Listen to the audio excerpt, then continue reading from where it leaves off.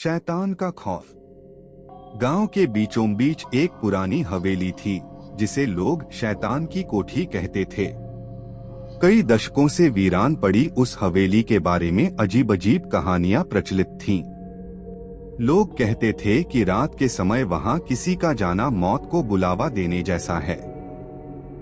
एक दिन गांव के 4 दोस्त अर्जुन, रोहित, निखिल और विजय ने तय किया कि वे इस हवेली के रहस्य को सुलझाएंगे। अर्जुन, जो विज्ञान का छात्र था, इन अंधविश्वासों को मानने से इनकार करता था। उसने कहा, यह सब सिर्फ लोगों की दिमागी उपज है। भूत प्रेत जैसी कोई चीज नहीं होती।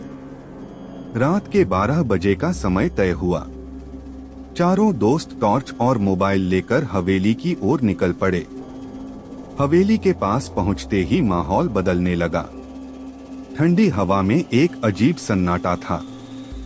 जैसे ही उन्होंने हवेली के गेट को धक्का दिया, वह चीखने जैसी आवाज के साथ खुला। अंदर कदम रखते ही उन्हें एक अजीब सी बदबू महसूस हुई। चारों ने एक दूसरे को देखा, लेकिन कुछ नहीं कहा। अर्जुन ने हिम्मत दिखाते हुए कहा, चलो ऊपर चलते हैं, शायद वहां कुछ सुराग मिले। सीढ़ियां चढ़ते समय निखिल के पैर में कुछ टकराया। उसने टॉर्च की रोशनी डाली तो देखा कि वह एक पुरानी गुड़िया थी जिसका चेहरा पूरी तरह जला हुआ था। यह देखकर निखिल कांप गया और बोला, मुझे लगता है हमें लौट जाना चाहिए। पर अर्जुन ने उसे डांटते हुए कहा, डरने की कोई बात नहीं, यह सब पुरानी चीजें हैं। वे पहली मंजिल पर पहुंचे। अचानक एक दरवाजा अपने आप खुल गया।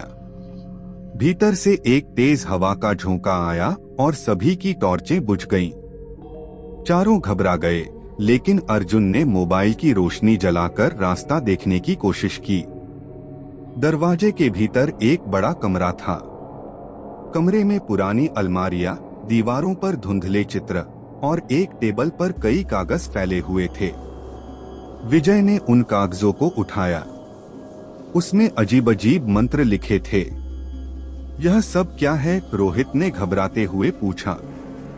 अर्जुन ने कागजों को ध्यान से देखा और कहा, यह शायद किसी तांत्रिक का काम है। तभी कमरे की खिड़कियां जोर जोर से बंद होने लगीं। अचानक एक तेज आवाज गूंजी, तुम लोग यहाँ क्यों आए हो? चारों की रूह कांप उठी। उन्होंने चारों ओर देखा, लेकिन कोई दिखाई नहीं दिया। अर्जुन ने हिम्मत करके पूछा, कौन हो तुम?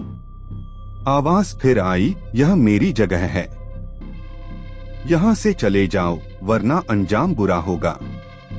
इतना सुनते ही निखिल चिल्लाया, मुझे यहाँ से बाहर जाना है। उसने भागने की कोशिश की, लेकिन जैसे ही वह दरवाजे के पास पहुंचा, दरवाजा अपने आप बंद हो गया। अब चारों को समझ आ गया कि यह मामूली बात नहीं है। अर्जुन ने कागज के मंत्रों को पढ़ने की कोशिश की, लेकिन जैसे ही उसने पहला शब्द बोला, कमरे में रखी अलमारियां गिरने लगीं। रोहित ने डर के मारे अर्जुन से कहा, पढ़ना बंद करो, यह हमें और मुश्किल में डाल देगा। अर्जुन ने कागज फेंक दिए और सभी ने दरवाजा तोड़ने की कोशिश की। तभी एक परछाई उनके सामने प्रकट हुई। वह परछाई धीरे धीरे आकार लेने लगी और एक डरावने चेहरे में बदल गई। वह शैतान जैसा दिख रहा था। उसने गुस्से में कहा, तुम्हें चेतावनी दी थी, लेकिन तुम नहीं माने। अब तुम्हारी सजा मौत है। चारों दोस्तों ने अपनी जान बचाने के लिए जोर जोर से भगवान का नाम लेना शुरू किया। तभी अचानक रोशनी का एक तेज झोंका आया और वह परछाई गायब हो गई। दरवाजा अपने आप खुल गया।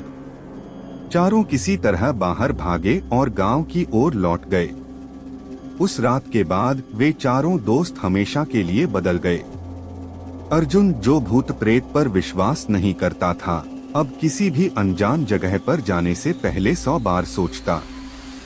हवेली का रहस्य अब भी अनसुलझा था, लेकिन एक बात साफ हो गई थी, उस जगह का खौफ सिर्फ अंधविश्वास नहीं, बल्कि एक सच्चाई थी।